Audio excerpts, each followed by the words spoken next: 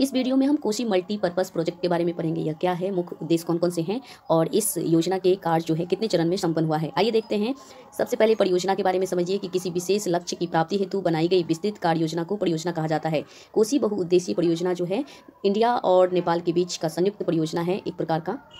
इस परियोजना के निर्माण से संबंधित मुख्य बातें हैं। कोसी प्रोजेक्ट निर्माण के लिए भारत सरकार द्वारा 1954 में नेपाल के साथ समझौता किया गया। निर्माण कार्य प्रारंभ हुआ था 1955 में और निर्माण कार्य पूर्ण हुआ 1963 में। बात करते हैं कोसी प्रोजेक्ट के कौन कौन से मुख्य उद्देश्य हैं। बाढ़ नियंत्रण, सिंचाई, जल विद्युत उत्पादन तथा भूमि संरक्षण इसका मुख्य उद्देश्य है। नेक्स्ट है चरण या फेज। इस परियोजना के कार्य 2 फेज में संपन्न हुआ है, first phase and second phase. Kosi project में फर्स्ट फेज में जो कार्य हुआ है, आइए देखते हैं। हनुमान नगर नेपाल में स्थित है। ये बिहार के सीमावर्ती क्षेत्रों में स्थित है। एक कंक्रीट बांध जिसकी लंबाई 1140 किलोमीटर है का निर्माण किया गया। दूसरी बात यह है कि कोसी नदी के दोनों तटों पर बाढ़ नियंत्रण के लिए 270 किलोमीटर लंबे तटबंध का निर्माण किया गया, जिसका नाम पूर्वी तटबंध और पश्चिमी तटबंध रखा गया।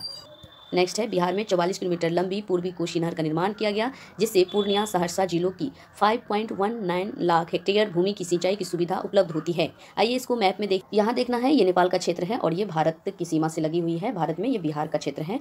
कोसी नदी भीमनगर यानी सुपौल के पास बिहार में प्रवेश करती है और इस प्रकार से कोसी नदी के दोनों साइड जो है बाढ़ नियंत्रण के लिए पूर्वी तटबंध और पश्चिमी तटबंध का निर्माण किया गया है। इसके साथ ही पूर्वी कोसी नहर का भी निर्माण किया गया है और पश्चिमी कोसी नहर का भी निर्माण किया गया है। पूर्वी कोसी नहर से पूर्णिया, सहरसा आदि जिले को सिंचाई की सुविधा उपलब्ध होती है।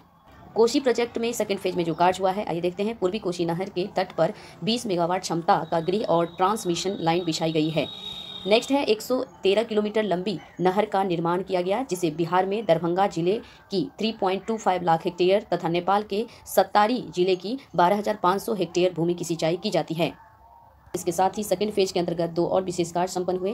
पहला, पूर्वी कोसी नहर की लंबाई 9.6 किलोमीटर तक बढ़ा दी गई, जिससे मुंगेर, सहरसा जिलों की 1.6 लाख हेक्टेयर अतिरिक्त भूमि की सिंचाई होती है। और दूसरा, कोसी के पूर्वी तटबंध में 27 किलोमीटर का विस्तार किया गया, ताकि लगभग 16,000 हेक्टेयर क्षेत्र में बाढ़ नियंत्रण किया जा सके।